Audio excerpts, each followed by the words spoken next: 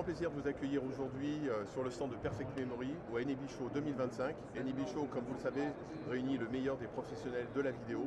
Et nous avons le grand plaisir aujourd'hui d'être sur le stand de Perfect Memory avec Louis Matignon, DPSL chez Perfect Memory. Qui on est, nous, Perfect, déjà? Alors nous, on a construit une plateforme de gestion de toute la connaissance. On appelle ça vraiment sur la connaissance au sens large.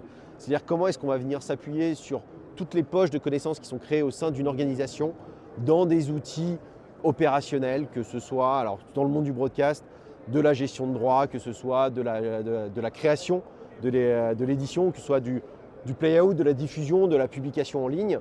L'idée, c'est que tous ces outils-là, toutes ces poches-là, génèrent de la donnée. Le problème, c'est que la donnée qui est gérée à un endroit A ne peut pas être exploitée sur un endroit B.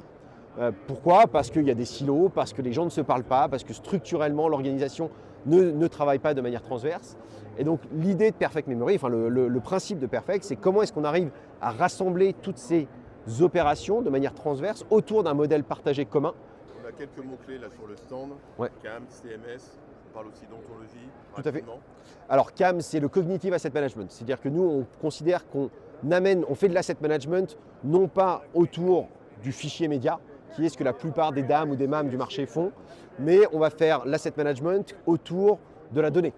Vraiment, c'est-à-dire que nous, on vient structurer la donnée. Le fichier n'est qu'une donnée supplémentaire sur un asset logique.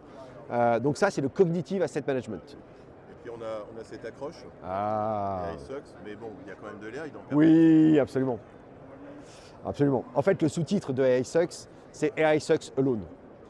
Pourquoi? Parce que si vous faites de l'IA, si vous utilisez de l'IA tout seul, ça va vous générer un ensemble de données qui sont incertaines et donc inexploitables, avec énormément de bruit, et donc inexploitables en industrialisation dans son setup opérationnel.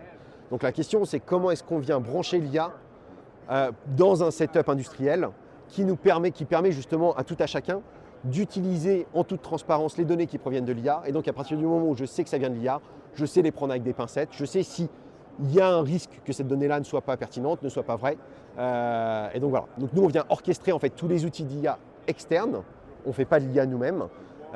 Et on vient le rattacher en fait de l'IA à un processus opérationnel. Le spectre un petit peu de vos clients, on imagine évidemment autour de la vidéo. Ouais, alors on est beaucoup sur la vidéo. Après, on sait gérer tout un ensemble d'objets médias. On va avoir des photothèques en place, on va avoir beaucoup de vidéos parce que c'est là qu'on retrouve vraiment la complexité de recherche, notamment pas sur une recherche d'assets, mais aussi sur une recherche temporelle, et c'est là où on excelle vraiment.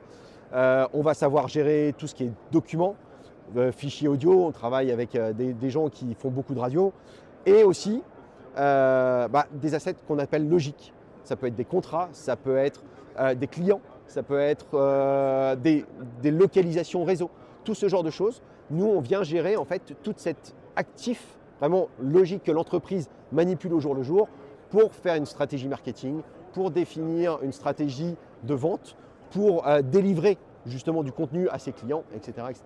Donc quelques références.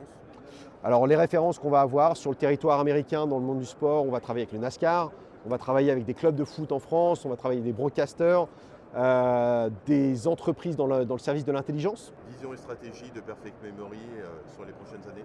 C'est continuer à offrir en fait de plus en plus d'autonomie à nos clients pour qu'ils puissent gérer en fait leur transformation autour de l'exploitation de la donnée industrielle que eux-mêmes exploitent. D'ailleurs, ce qu'on dit assez fréquemment, c'est ne perdez pas de temps à recréer avec l'IA, ne perdez pas d'argent à recréer avec de l'IA des données que vous avez déjà quelque part dans votre écosystème.